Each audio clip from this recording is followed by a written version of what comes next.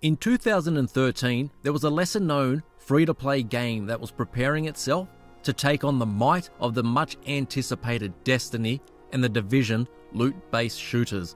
The developer of Digital Extremes would take their experience from making the Unreal series of games and set their sights on creating a third-person, sci-fi, fantasy, looter shooter.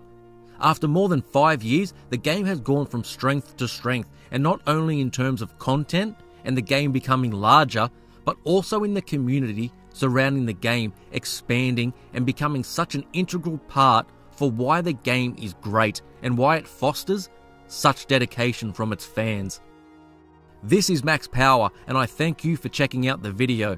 Please give it a thumbs up and comment down below.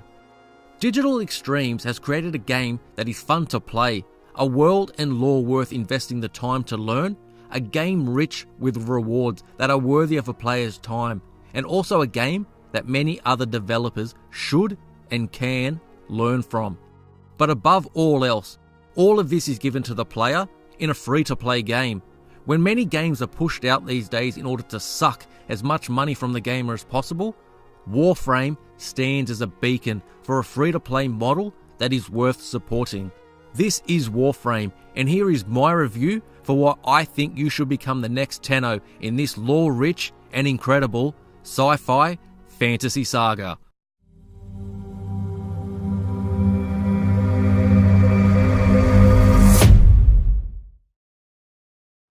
I am by no means a veteran player, or know all there is to know about this game.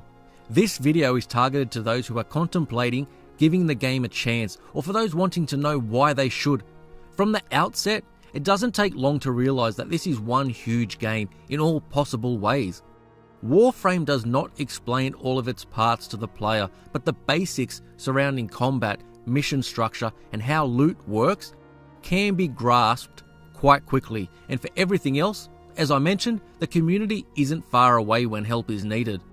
So first up, let's talk about the gameplay, such an important element in all games, but especially in Warframe, because if the gameplay isn't nailed, why spend hundreds if not thousands of hours in this game? Thankfully, the gameplay is rock solid, and that's in large part due to the fantastic gunplay and smooth movement that your Tenno is capable of.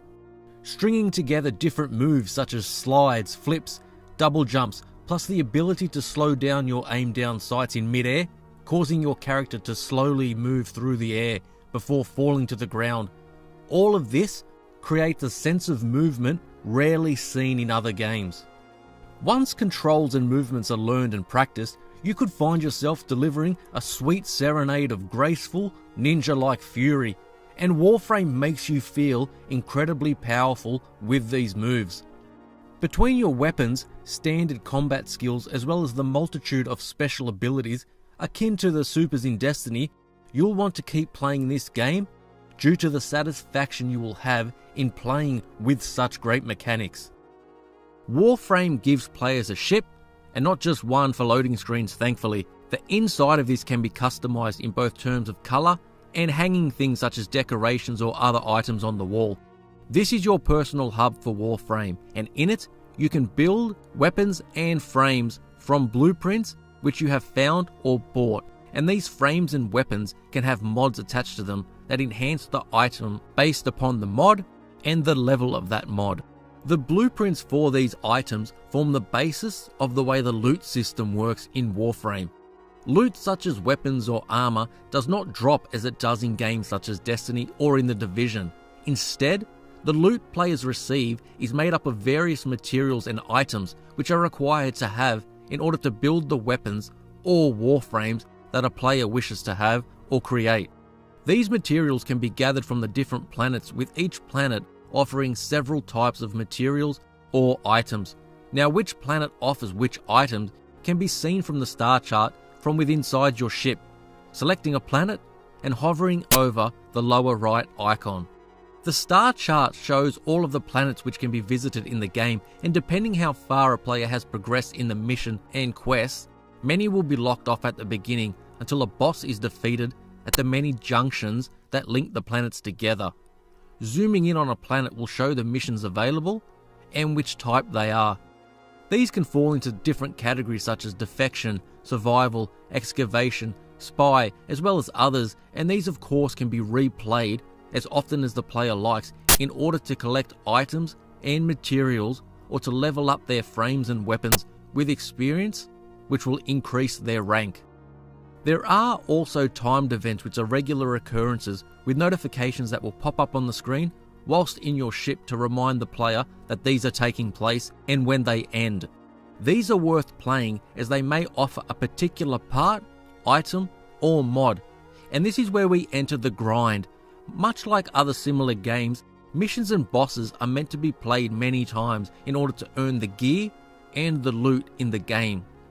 And in the case of Warframe, to earn the parts required to build the gear that the game offers. Whereas in Destiny or The Division, you're constantly playing in order to earn better weapons and armor, Warframe is all about earning materials, items and parts. These then all go towards crafting new weapons to use and the Warframes that you will wear. Warframe is often referred to as fashion frame, and for good reason. There are dozens of these to craft, and each can be customized with the different mods and a large number of colors, so players can truly make each of them their own. The different Warframes that players will wear greatly change the way the player goes about playing the game, as each comes with different abilities and skills, which changes the way the game is played. Much more so than a game like Destiny, where all players essentially play similarly to each other, there is always something to do, and even with dozens of hours I've put into the game, I've only barely scratched the surface of this incredibly deep and satisfying game. Helping others earn what they need also harkens back to the community aspect of the game I spoke of earlier, and it simply adds another layer on top of this fascinating world. With the Warframes able to be crafted, players can play with dozens and dozens of different abilities, all with the one playable character. Additional characters aren't created. Instead, the focus is on earning the different Warframes to provide the variety. Earning all of these frames will take a considerable time investment from the player, and with Digital Extremes releasing new ones to earn, players won't be short of anything to do, especially with everything else the game has to offer. So now is around the time you may be asking yourself that if the game is free to play and it's so good, then where is the catch? Where is that one point that I mentioned where everything comes crashing down?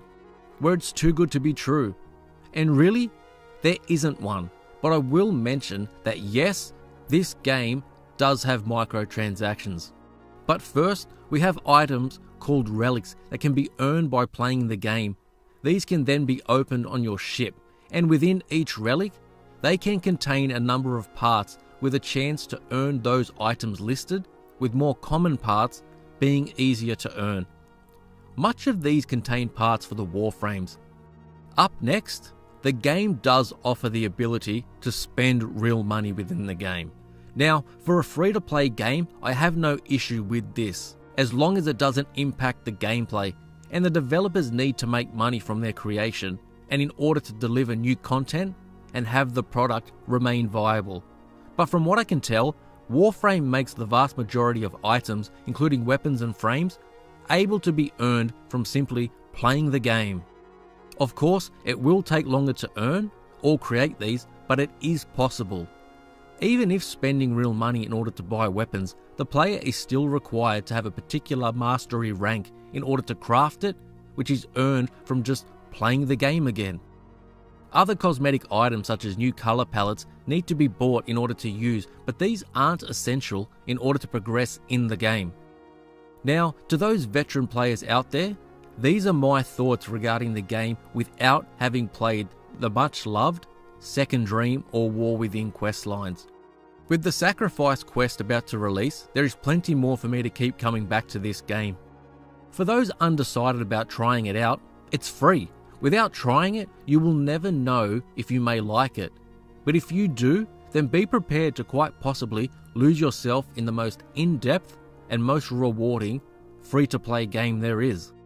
Games with this level of depth, games that have their best content further into the game such as the Second Dream, games that reward players no matter where they are at, but cater to the hardcore fans with exceptional storytelling and content, these games don't come around too often. I urge you to try this game. You never know, it may just become your most played game and most loved looter. Have you had a chance to play Warframe? If you have, did you stick with the game? Or was it not for you, and how many hours did you put into it?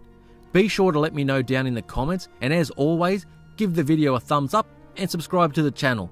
Thanks for watching, and I'll see you next time on MaxPowerPlay.